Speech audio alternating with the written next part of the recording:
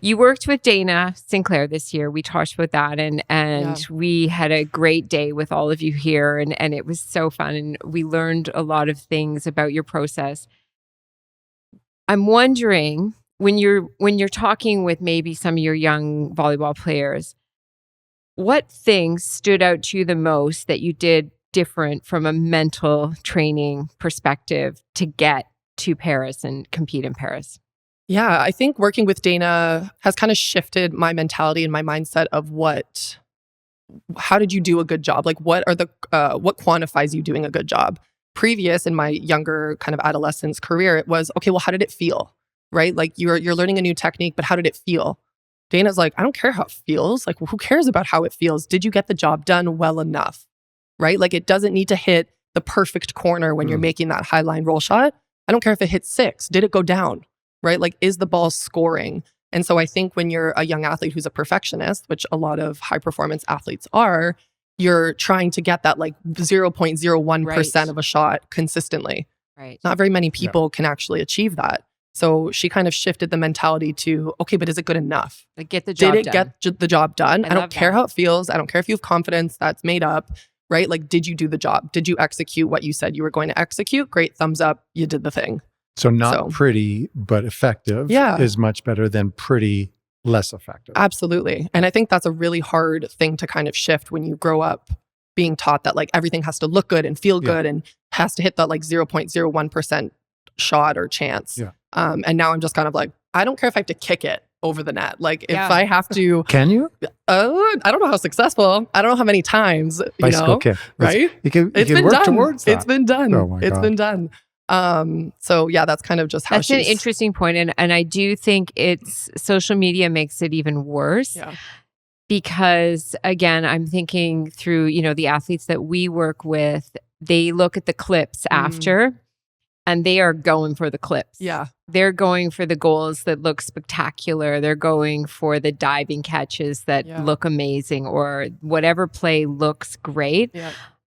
I'm quite sure it's in the back of their mind now a lot more than it used to be because we didn't used to get to see videos of ourselves all the time. Yeah. It's very different now. Yeah.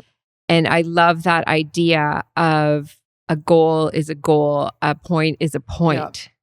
Get it done. Just get it done. Just focus on getting it done because it also opens up many more options for you. Yeah, absolutely. Doesn't have to be this hit in this way, in this, that we've worked on all this time. Exactly. It's just like make the ball hit the ground on the other side. Yeah, exactly. And, there's not very many opportunities where you're always going to be in a perfect situation. I think especially in beach volleyball where you have wind, you have conditions, it could be raining, you could be injured. Like Heather was throwing up in fetal position in the Philippines because she got sick and I've sprained my ankle in our Olympic qualifying event. So there's so many things that will happen along the way and during your career. And you can either be like, oh, well, I'm not 100%, which means I'm probably going to lose, or you just solve the problem, right? So if Heather can't move, great. Well, what do?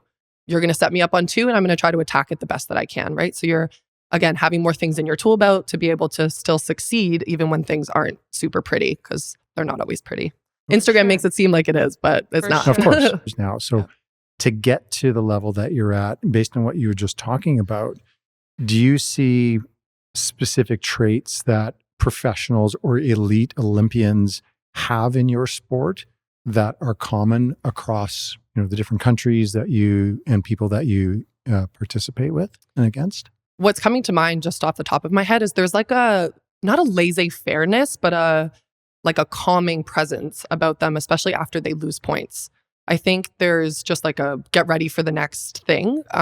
That's really obvious in the top level where, of course, they always say don't dwell on stuff and you only have a certain amount of time for us between each point, but it's how fast they react to the thing that happened and then how quickly they can come back to what's happening next. So it almost feels like there's this, like I said, laissez-faire, whatever, like move on to the next thing because you know what you're capable of and what you can bring to the table. Other than that, I'm not sure. And based on your experience with Dana, is that something that her work with you and Heather has helped, or was that sort of more natural for you? Sounds like based on what you said about problem solving, that you came by that fairly naturally, but did she have an influence as well? I think Dana had a big influence when it came to allowing myself and giving myself grace after things didn't go my way, right? So after a point, you don't always have to be positive. Like there's this toxic false positivity that a lot of young athletes right now are being taught, right? Oh, you can't make that face after you make an error. Yes, you can. You can be upset at yourself for whatever just happened, but how quickly can you reset and kind of get prepared for the next thing? So for me, I talked to Dana that I hold a lot of stress in my hands when I play. And so there's times where if I'm really frustrated or really angry, or if like there's a trend or a negative dip in our performance, I'll go and I'll grab sand. My face will look completely fine, but I'll go pick up sand and I'll squeeze it in my hands as hard as I possibly can.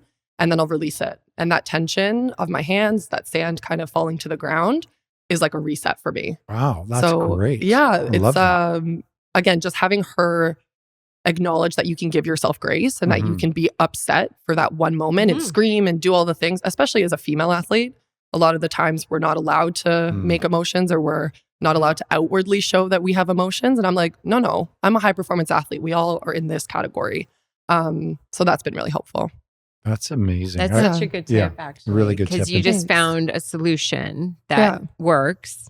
It's fine. The sand is going to be fine. Yeah. We joke with our young hockey player, do not hit your stick on anything because they're too expensive. Yeah, that will break. The sand is a great one. And it's finding whatever that is is manageable in that period of time and then letting it go. I know a lot of athletes that clap for volleyball. You'll see a lot of clappers.